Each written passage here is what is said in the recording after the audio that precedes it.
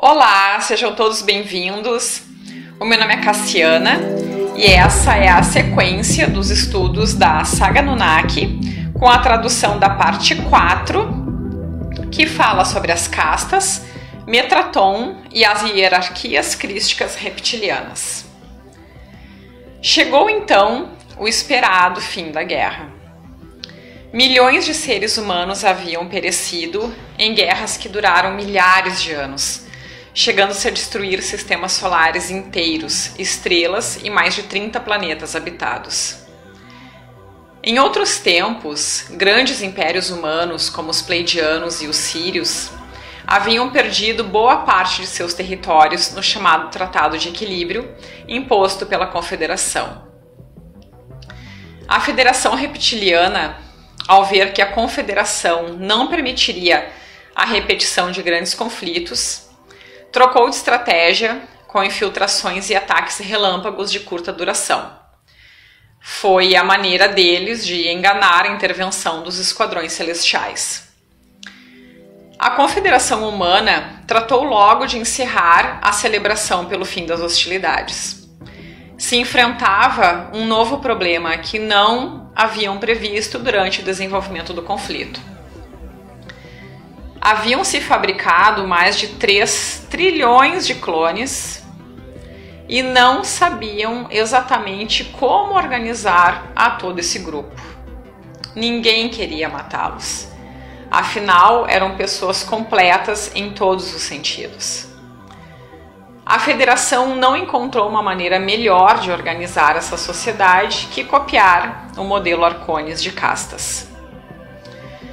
Quando uma pessoa morria, levavam seu corpo estelar e os mantinham em hibernação. Esse corpo estelar permanece, então, em estado criogênico, enquanto estamos encarnados nesse plano.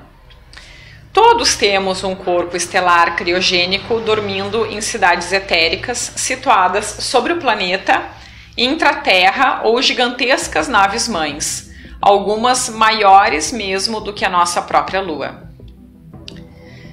Enquanto acontece essa hibernação, essas almas são levadas a um super serafim, para onde são descarregadas as memórias dessas almas.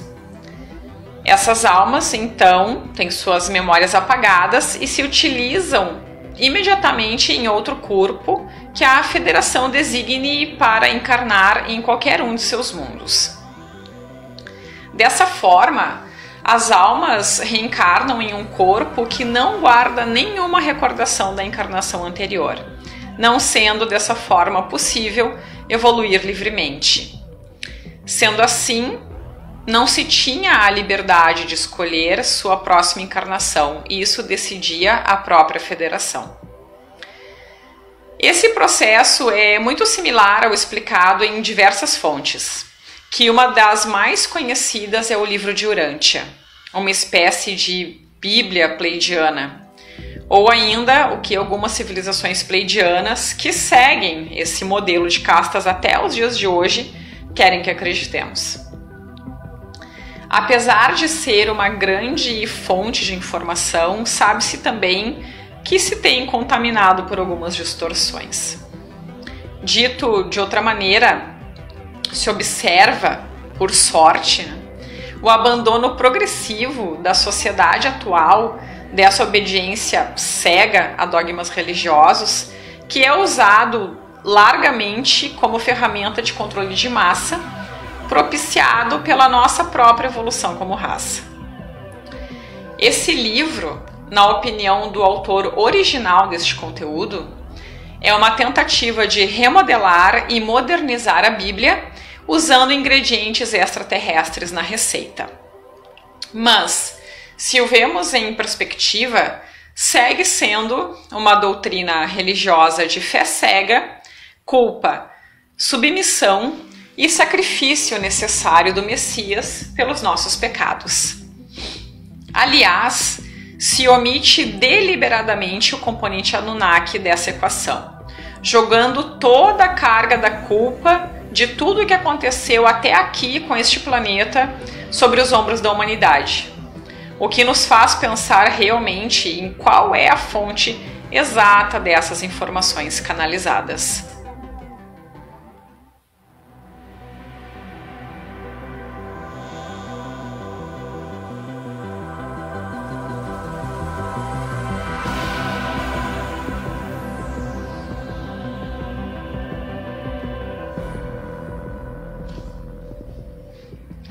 Como vemos, apesar do fim da guerra, a semente de energia anticrística e o elo arconte de controle foi plantada em vários mundos. A Confederação tampouco estava tranquila. Lhes havia custado muitos milhões de anos parar as hostilidades e tinham que tomar medidas para evitar novos conflitos. Em uma grande demonstração de amor e sabedoria, o ancião e filho celestial, ou arcanjo Metraton, convenceu centenas de membros da Ordem Kumara a encarnar entre as espécies répteis mais violentas, para que, de dentro mesmo desses corpos, modificar o DNA e enxertar o gene Kumara de amor incondicional. Lembramos que a Ordem Kumara é uma das ordens universais mais importantes da energia crística. Através de vários processos de encarnações, atingiram seu objetivo. A partícula de amor divino, conectada à fonte, foi inserida em boa parte das espécies reptilianas e começaram a evoluir no amor. Com toda a dificuldade ainda, mas o importante é que a evolução de amor ao Criador já havia começado. Isso provocou, sem sombra de dúvida, guerras e discordâncias entre os próprios reptilianos. Pouco a pouco, os reptilianos mais imperialistas foram hibridando com seus conterrâneos evoluídos no amor e, em torno de 250 encarnações, os primeiros reptilianos começaram a ascender e formar as primeiras ordens reptilianas Kumaras de amor crístico. Não se pretende dizer que hoje a maioria dos reptilianos são bons ou maus, mas graças ao arcanjo Metraton, hoje começa a ser minoria os reptilianos da antiga matriz genética original. Hoje, a maioria dos reptilianos estão em um caminho de evolução lenta, porém constante. Alguns começam a perceber sentimentos como ternura, compaixão e o desperta no interior de sua psique uma luta pela dualidade. Mas como diz o ditado, todo caminho começa sempre com o primeiro passo. Essa nova hierarquia reptiliana de mestres ascendidos se organizavam em diversas fraternidades, localizadas propositalmente na constelação de Órion, com o objetivo de harmonizar a energia negativa reptiliana e mudar o holograma de guerra. Segundo as fontes consultadas, essas fraternidades possuem distintos nomes. Alguns falam das fraternidades do raio azul,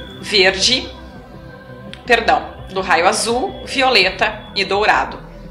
Outras falam da fraternidade das Três Marias do Cinturão de Órion, que também abriga um dos maiores portais desse universo local, que comunica com os níveis suprafísicos da matéria escura, onde residiriam as entidades de deuses e as distintas hierarquias mais elevadas de arcanjos. Outros ainda os denominam de os centuriões de Órion e que fazem parte dos guardiões do tempo. Havia-se detectado informações de que a nova estratégia reptiliana seria a de viajar e modificar as linhas de tempo nos mundos de terceira dimensão.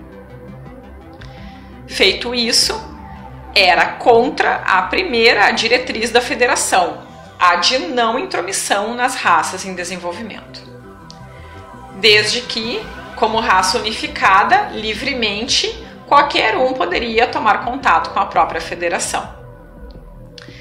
A vigilância e controle a esse boicote reptiliano nas linhas de tempo, em algumas civilizações, seria responsabilidade direta dessa hierarquia reptiliana positiva.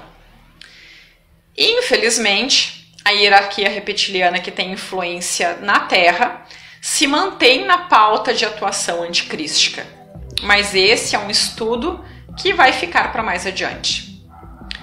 Com o advento dos milênios, muitos mundos reptilianos se separaram de seus irmãos regressivos e se uniram à Federação, conjuntamente com algumas raças insectoides.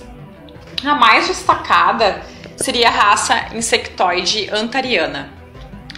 Isso fortaleceu grandemente a Federação, permitindo um período de florescer e evolução cósmica. Ainda assim, passados milhões de anos, a Federação seguiu com 2 assuntos pendentes sem solução.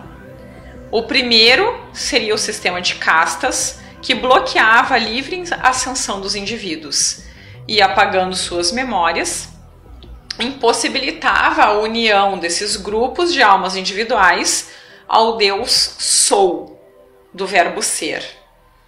Este Deus Sou é uma entidade matriz de planos etéricos superiores, do qual fazemos parte. Nosso objetivo é evoluir e retornar ao Deus Sou, e deste, sucessivamente, a deuses superiores de consciência cósmica até chegar à fonte. A segunda questão seria os planetas de exclusão. Esses 37 planetas são citados em fontes como o próprio livro de Urântia. Foi uma solução que encontrou a Federação para encarnar as almas mais afetadas pelos arcontes e que podiam evoluir sem contaminar a outros mundos com seres mais evoluídos. E se é o que você pensa, sim, a Terra faz parte desta quarentena.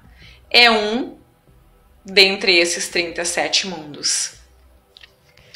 Então é isso, pessoal. Chegamos ao final do estudo da parte 4 da saga Anunnaki. Eu espero que tenham gostado. Um abraço e vamos partir para a tradução da parte 5. Até logo!